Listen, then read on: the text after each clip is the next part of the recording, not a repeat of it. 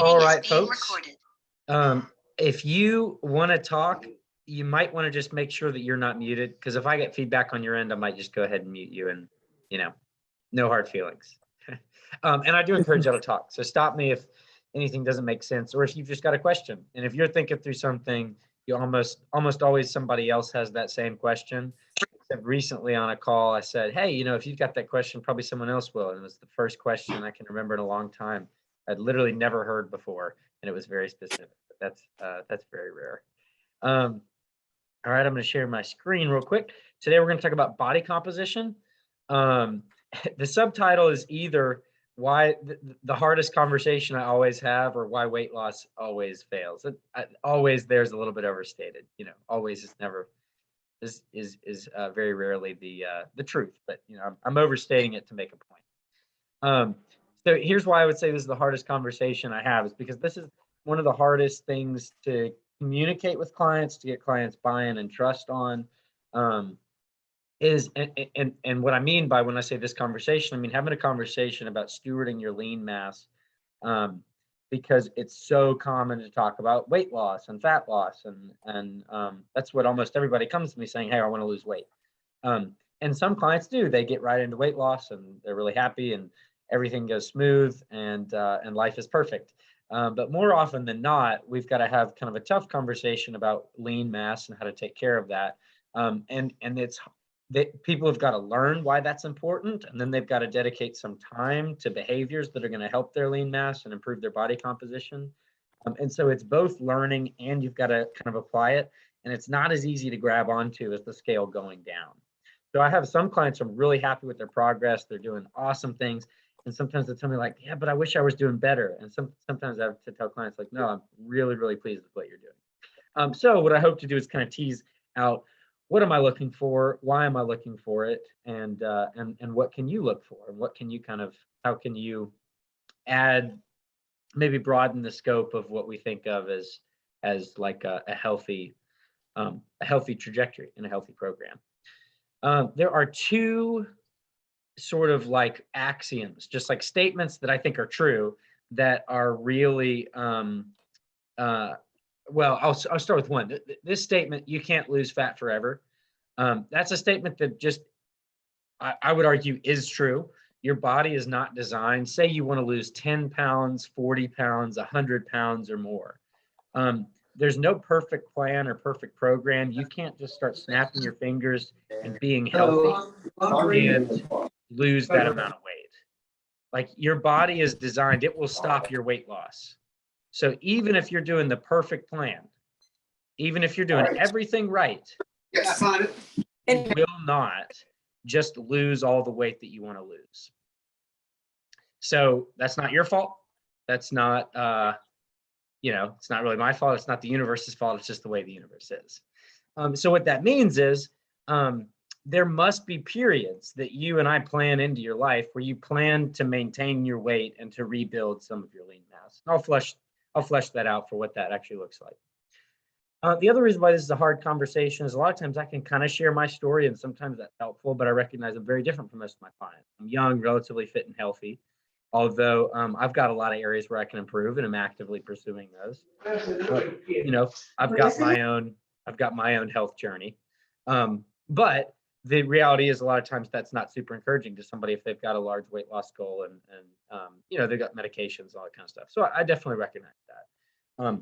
I never try to put my experience on top of yours, but I do try to share what I'm learning from my life and my own personal pursuit, because I'm trying to practice what I preach, and I'm trying to practice all the same disciplines that my clients go through. So I hope that never comes off as like, well, just do what I'm doing, because I recognize that's never the goal. If it does, just tell me, because I'd like to learn from that. Nevertheless, I do think the way I approach my health, in some ways, there's a lot of overlap, and I think there's general principles that I'm going to do that are, I think, best practices, and I think you should do them as well, and they're best practices for you too, whether you've got 10 pounds to lose or 100 pounds. So I hope that comes through as empathetic rather than, I don't know, narcissistic. Okay, so outline. We're going to come back to this slide at the very end of this because I think this will be kind of fun. If you're taking notes or if you're typing them out on your phone or something, these are kind of the 4 things I want you to understand by the end of this.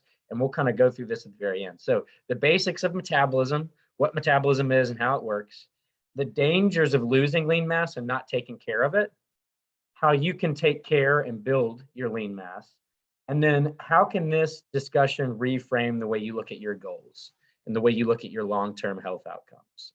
So I would love it if at the end of this training, you're like, let me think through what I actually want. And I'd love if you kind of got challenged and pushed and kind of thought through your goals with a little bit more clarity, even if a little bit more complexity. And again, I'm coming from a world where everybody comes to me for weight loss, right? Weight loss. What I'm going to try to do is insert another level to that conversation. And by the way, I'm fully committed to almost all my clients' weight loss. I would say I'm committed to all my clients' healthy weight loss. So these are not competing. In fact, these will go. I'll argue at the end that you really can't get sustainable weight loss without taking care of your lean mass. So it's not that I don't care about your weight loss. It's because I do care about it that we have to also care about your lean mass. So what should your goals be? And I would encourage you that your goal should not be weight loss. Your goal is the same goal for most people. And that goal really, I heard this by a doctor said this, Ed Naiman, who's kind of a guru, but he made the point, he said, everyone's goal isn't to lose weight. Everyone's goal is to have the most lean mass with the least amount of fat mass. So do we understand this? Like we don't want to just like be skinny and we don't want the scale to say a number. We want to feel really good and carry around some, lean mass is attractive. It's functional, makes us feel good. And what we want is actually less fat, more lean mass. I would argue that there is some diminishing return. Obviously, I could show a picture of Arnold Schwarzenegger. I'm not sure that that's the peak of health, but you guys know what I mean. I don't have a single client who's at risk of becoming a bodybuilder. So, and neither am I. So I think we can all recognize that's within reason. Within reason, all of us want the most lean mass with the least amount of fat mass. The problem is those are different constraints. Building more lean mass is a very different weekly schedule, for example, than losing fat mass. And so the problem is we've got to do both, and we've got to kind of learn to do both. Okay, y'all have heard me say the stat. I want someone to unmute themselves, or y'all can all type it in the chat. Roughly what percentage of people that attempt weight loss fail to keep it off after about a year? You can either unmute yourself or put it in the chat. I'll start reading off what people are saying if they do that. 80%. 80%. Anybody else? I'd say 85. 85. It kind of depends on who you ask, and it's 90%. Yeah, it's closer to 90. It's sometimes I say 95. That might be a little bit of an overestimate. But again, yeah, it's well more than 50% is the point. And the crazy thing is, would any of you like send kids to college that had a 20% graduation rate? Like, heck no, I wouldn't do that. Would you invest your money in something that had 20% of a return rate? Well, maybe if that return was, $1 million. But the bottom line is we're not taking that many gamble. You wouldn't put money on the Super Bowl if it was a money line and you were only your team only had a 20% chance to win. So we really do need to do something different. And I think what the key thing that we're going to do differently is what we're talking about in this presentation, which is lean. So there's two reasons. There's probably more, but I would say two huge reasons why weight loss fails in the long term is the first is metabolic adaptation, and the second is muscle loss, which accelerates metabolic adaptation. Okay, I almost ask this every time I use this term. I'm going to define this, but before I do, can anyone give a definition for metabolic adaptation? Anyone define that term and that phrase? What am I talking about there? I'm talking about something pretty specific. The body adjusts to the amount of calories that you're consuming. And exactly. if Yeah. you drop them way down, then the metabolism slows. Perfect. Perfect. So the metabolism, this is a complicated slide, but here, I'll simplify it for you. Metabolism is just all the reactions in your body. So how much energy does your body use in a day? And this is sort of what it looks like. You've got your basal metabolic rate. I mean, again, all these terms are ridiculous, but your basal metabolic rate is basically if you laid in bed all day to pump your heart, to pump your lungs, to keep your brain running, how much energy do you need just to survive? And then NEAT is like moving throughout the day. I'm moving my hands, I'm talking, I'm chopping vegetables. Thermic effect of food is how much energy does it take for you to digest? And at the very top up there, what's that EAT? Anybody know? Real depressing. This is actually kind of depressing. The last 5% is what? You know, Pam. I don't. I should, maybe. You do it at least obviously. 3 times a week. The weightlifting? Is I don't know when- exercise. Exercise, yeah. Yeah. So at the very top, about 5% of all your daily expenditure is working out. You can get on a bike. My wife can burn 1,200 calories during a bike ride that's like 30, 45 minutes, but that's insane. She's crazy for that. You could get on a bike for an hour and a half, and easily you can just burn 200 calories. You're like, oh my gosh, like I just worked out for an hour and a half. And if you have like a half of a slice of pizza in the dinner, you just wiped out that workout. Now, does that mean that working out is not helpful? No, it doesn't mean that. It just means that if you're trying to just work out to lose a bunch of weight, it's not going to work in the long term.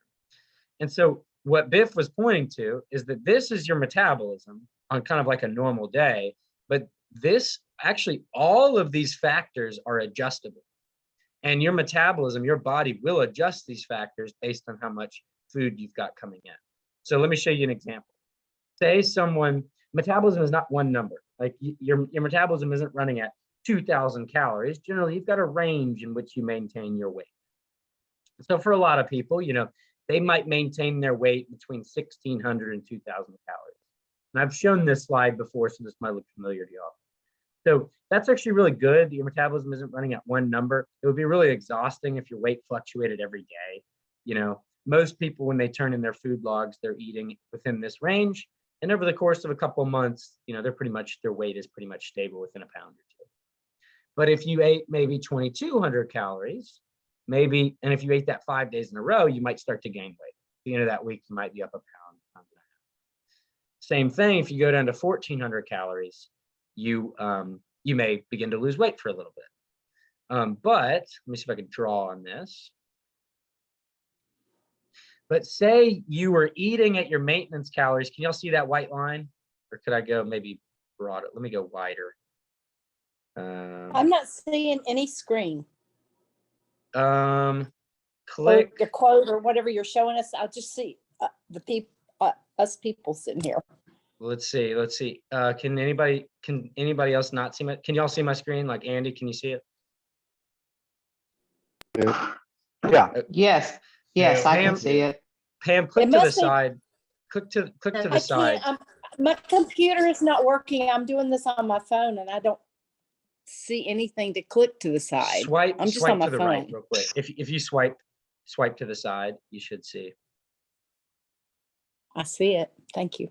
You do? Okay, awesome. Yeah, I got Hey, it. thanks, Carol. I appreciate that. Okay, so let's say you, not eraser. Oh, eraser. Draw. Hold on, sorry. I'm trying to bring back my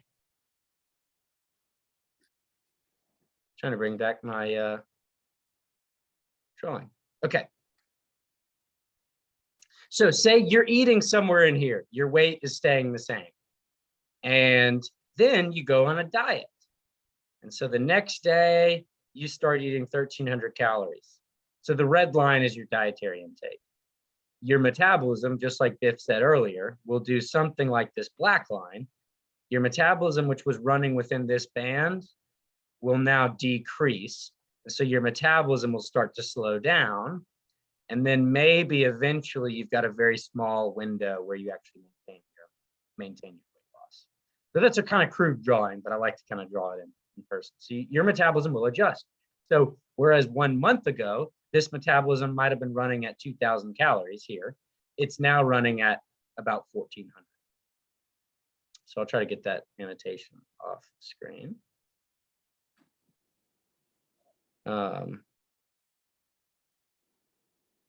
just use the eraser. Okay, so that is a problem. It's not really a problem, actually. It's actually helpful for your body.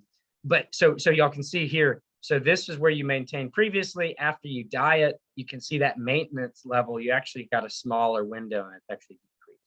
So y'all can see the difference here. You can see how you might have maintained your metabolism up at 2,100 calories. Now you could be gaining weight at 1,800 calories. That's actually not a problem. That's helpful for your body to kind of adapt to what you're doing. Or else you would feel really, really bad while you were losing weight. But the reality is it happens. And if you don't plan on that, and if you don't budget that in, if you don't know this is happening, it's going to lead to some issues. This is why, though, some people are eating very, very little calories and are having a really hard time losing weight. Has anybody in their life stumbled into a season where they're hardly eating or they're not eating that much and they're struggling to lose weight? Does that resonate with anybody? Oh, yeah. Yeah. Most people can start a diet and they have success at the beginning of the diet, and then they stop losing. And it's like, well, shoot, I guess I can't diet. And then they gain that weight back. Here's one reason for that is I really like this graph. It looks a little complicated at first, but it's very similar to what I just showed. So basically, this is someone before they started diet. This is what they call the fat overshoot hypothesis. This is one reason why, if you go back, I said the 2 reasons why weight loss fails. The first is metabolic adaptation. The second is muscle loss. So this chart shows muscle loss. So the black line here is like someone that goes on a diet and they lose weight. The blue line is their lean mass, and the red line is their fat mass. What will happen is somebody will go on a diet and say they lose 20 pounds. And of that 20 pounds, let's just keep round numbers for the sake of it, they lose 15 pounds of fat and 5 pounds of muscle. Well, your body really wants to protect lean mass because lean mass is really important. Lean mass does all the functions of your body. So your body will actually fight to replenish all the lean mass that you just lost when you dieted. So it's like, hey, I lost 15 pounds of fat. That's great. That's great for my health. Well, it might be, but losing 5 pounds of lean mass is not good for your health. And so your body will fight to put back on that lean mass. The only problem with that is what comes back faster, fat or lean mass? I assume fat. Yeah, unfortunately, that's a real bummer. But the problem is fat comes back faster. So in the process of restoring the lean mass that you lost while you dieted, you replenish a lot more fat. Sometimes that could be 20% more fat than you lost, or sometimes it could be a lot more. Oh. So it's not uncommon for people to lose 40 pounds on a diet, and then within a year, 2 years, they're 55 pounds back up, something like that. And a lot of times they have more fat on their body than when they started. So what this means is there are a lot of strategies that you can use to minimize lean mass loss during a diet. And honestly, as long as you plan for it and do some basic behaviors, you won't lose that much lean mass at all, and you'll minimize that overshoot.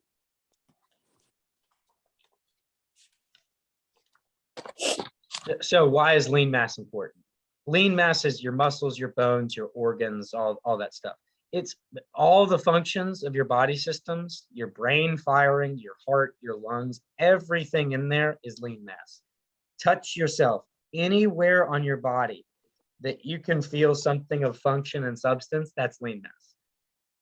And then pretty much everything else is water or fat. But even the places where water lives in your body, water lives in where your lean mass is to help it function and to help it be healthy. All movement in your body is controlled by lean mass.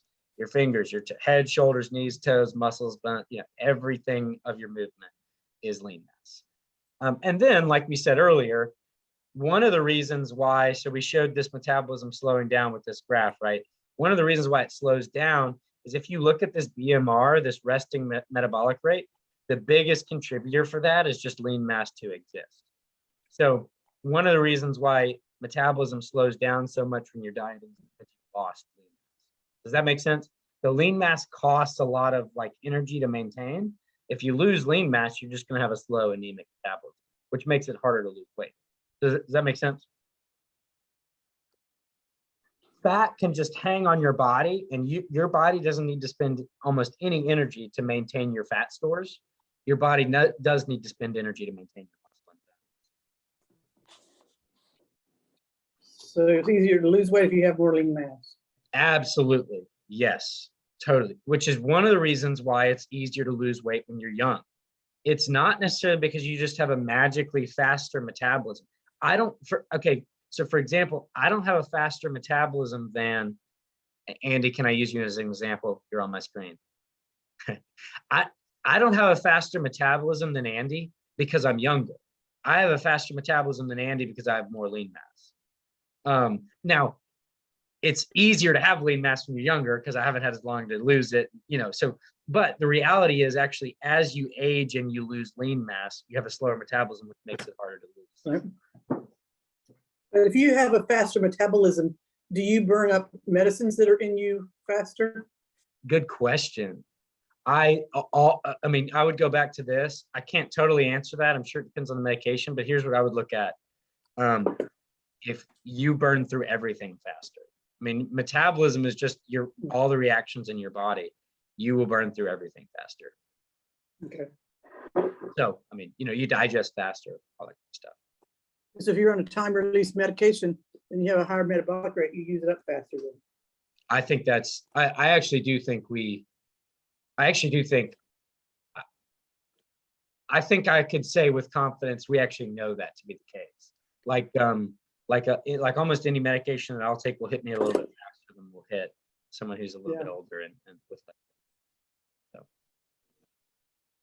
So, okay, here's another huge thing. The number one reason for loss of independence with age, it's pretty much the biggest cause of death. You could even argue a lot of the heart disease and stuff. The number one reason for loss of independence is loss of function due to loss of lean mass, or injury, where you're at increased injury due to loss of lean mass. Age-related sarcopenia. So as you get older, your bones become brittle, your muscles become weaker, you're at higher risk for injury, and your brain doesn't move as fast. None of those processes are operating at optimal levels, which just puts you at risk. So very often, the grandmother or the mother that falls and breaks a hip and then loses her independence, and really that kind of starts a downward spiral. That's exactly that's how two of my grandparents passed away. It was the broken hip, and then the quality of life went way down. So that's something many of us unfortunately have seen. A huge reason for that is just the sarcopenia and that age-related weakness. We've pretty much all seen that, right? Like that's a very common. Tell me again what sarcopenia is. Age-related loss of muscle. Okay. Some even things like cancers. One of the big reasons that cancer is challenging on somebody's body is both the cancer and the treatment will rob you of lean mass, which therefore robs you of function. Mm. What's another risk factor that's going to go sky high with sarcopenia? What's another thing that some of us might deal with, or you have a family member that would deal with if you lost a good amount of muscle? What would happen? There's one marker at least that should be on almost all of our minds. Your bodily functions don't work as well? Okay, that's true. Yes, it's sort of like what Nancy said. Yeah, you wouldn't process things quickly. No, there's like a lab where, Carol said bone density. That's definitely true. Actually, your heart. You're okay. Wait, real quick. Let me talk about bone density. Oxygen levels. What's that? There's a more simple one. What's one of the first things that you would see on your fasting blood work? Diabetes. Yeah, your blood sugar. Remember, blood sugar lives in your muscle or your blood. It pretty much lives in your liver, muscle, or blood. if your muscle reservoir is this big and your blood sugar is 100, if you take your muscle reservoir down to this, your blood sugar is going to go to 150, something like that. So Yeah. if you have pre-diabetes or diabetes, you need to be very aggressive in taking care of your muscle, because that's where your blood sugar is going to live. I'm using blood sugar. That's not the right term. Okay. Also, Carol, you said bones. Strong bones become strong and they adapt to the load around them. Strong muscles pull on bones and actually make them stronger. And if you lose muscle, it's like the bone will actually develop to be weaker as well. So yeah, lean mass, bone is lean mass. So when we talk about growing muscle, we almost always talk about bone as well. They both go together, which is why I might have a client who tells me, hey, I have osteopenia or osteoporosis, and I would be very cautious dieting that person. Because if we diet them, remember, if we go back to this, if we diet them and they lose a bunch of lean mass and lose a little bit of bone, we're not talking about them being uncomfortable the next bikini summer with more body fat. We're talking about them losing a critical piece of their bodily function. So, okay, before I go to the next slide, which is called How Do We Take Care of Lean Mass? I want to ask y'all, how do we take care of lean mass? Work out with weights. Love it. That's number one on my next slide. Weights in particular. So, if you get on a treadmill, it's not that I'm against a treadmill, but like if you're walking, I love walking, but particularly strength training, lifting those muscles applies a kind of stimulus that's going to force you to build lean mass a little bit faster. I love that, Nancy. What else?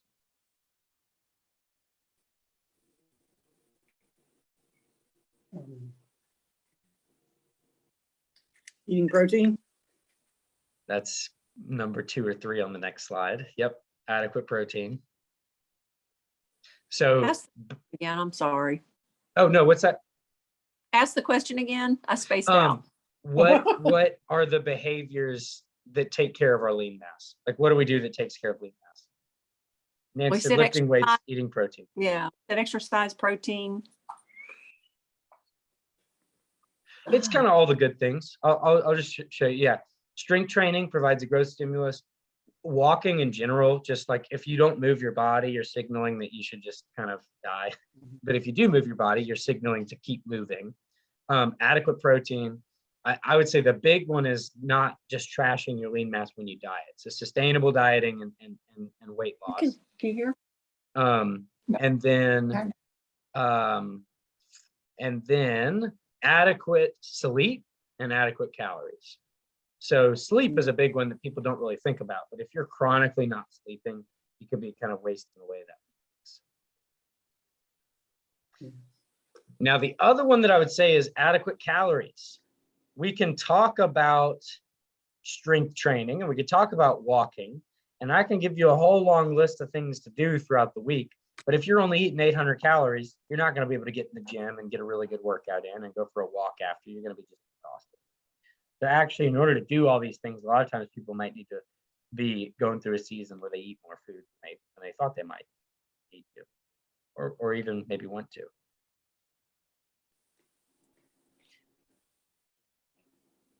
I love this quote. This quote comes from my coach. He said, and y'all just tell me if it hits you like it hit me. It might not. But he said, you don't build muscle in the gym. In the gym, you provide a stimulus, which by means of proper nutrition, sleep, and recovery, your body converts into usable tissue. I really like that. It's a much more integrated approach. Yes, not one thing. Yeah. It's the combo. And I also like that you won't be able to provide adequate stimulus in the gym if you don't have good nutrition, if you're not sleeping, if you're not taking rest days. So often people can say, hey, exercise is good for you. Get in there and go hard. Well, you won't be able to sustain that for more than a couple of weeks if you get injured because you're under eating and you're not sleeping, so you can't make it in the morning, and you feel terrible and you're stressed out all the time. So I do think this is a good, like, we got to integrate all this stuff. Which is why I've got a couple people in this call who I've encouraged not just to work out 4 or 5 times. I mean, I definitely have a couple people on this call who I've told not to work out. I won't make anybody raise their hand, but got at least 2 people. It wasn't me. Yeah, Nancy, I told you to work out. I'm trying to get your butt moving. No, I'm just kidding. Most people, the standard is 3 times a week, but some people are in such they just need time to recover and rest. So I'll have those people walk. But again, I don't want to be the guy. Don't go telling your doctor or your friends that your nutrition coach is encouraging people not to work out. Okay, so here's a quick case study. That is pretty much the meat of what we talked about. Or that's pretty much the important pieces. So if we go back to this slide, I'm just going to go through these, and literally, if you just have a question on any of this, just stop me and ask it. We can go into detail. And then I might stop the recording and we can go through and do a case study. But here are the things to understand. The basics of metabolism. Do we feel like we understand that?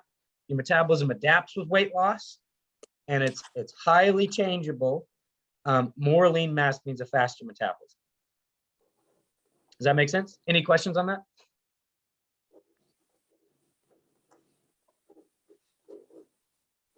All right. How about the dangers of losing lean mass? What happens when you lose lean mass? Somebody hit me with it.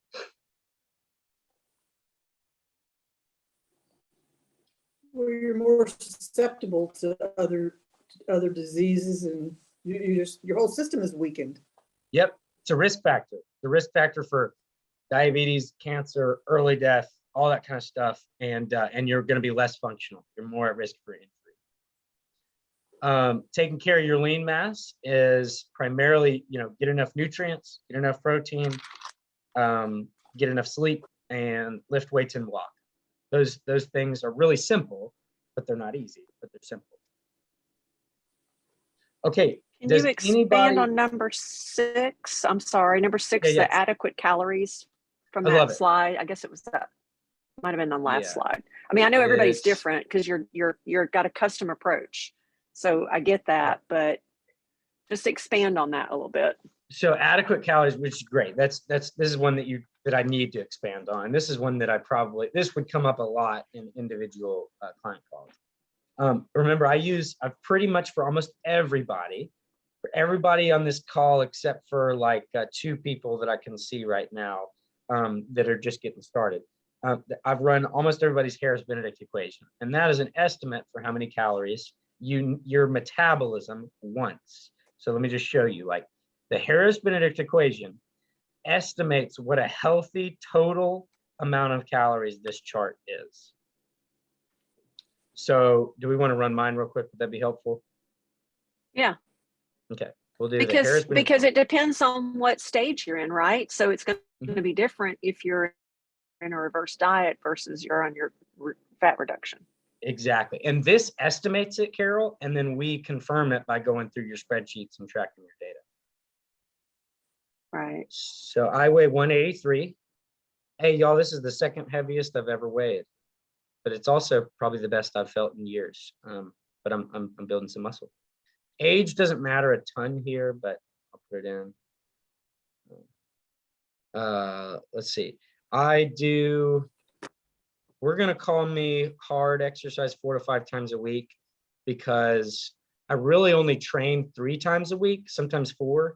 But I'm usually hiking or playing basketball. Like on Sunday, I got 24,000 steps. So I usually have at least one day a week where I go really, really hard.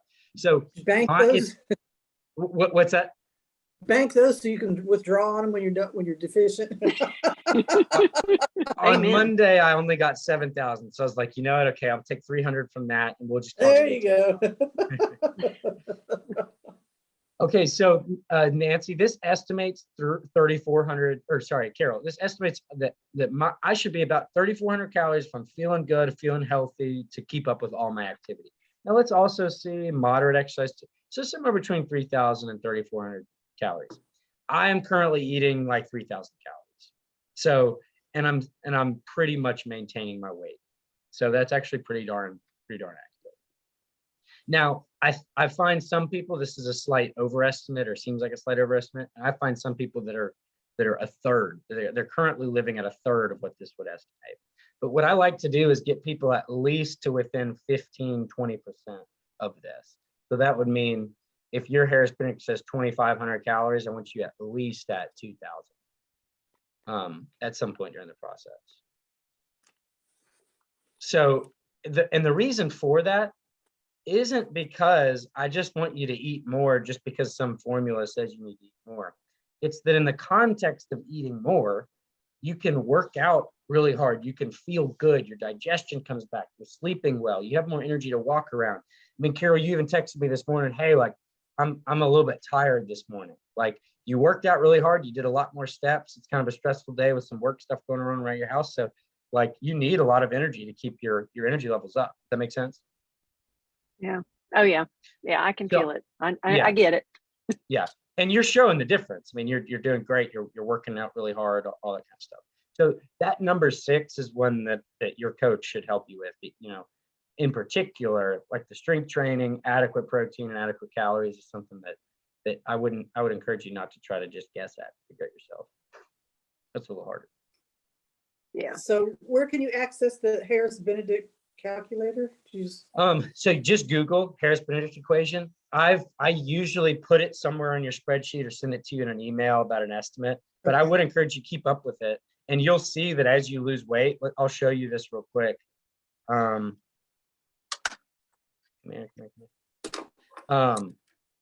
Say I lost 5 pounds, or let's say 10 pounds, just for sake of, so if we go to, so look at that number, 3,009. Let's make me lose 3 pounds. It's now down to 2,900.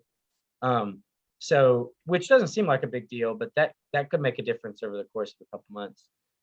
It shows that as you're losing weight, just like we showed here, as you lose weight, your metabolism adapts. Okay, so here's what we're gonna do. I'm gonna pause. I'm gonna stop the recording.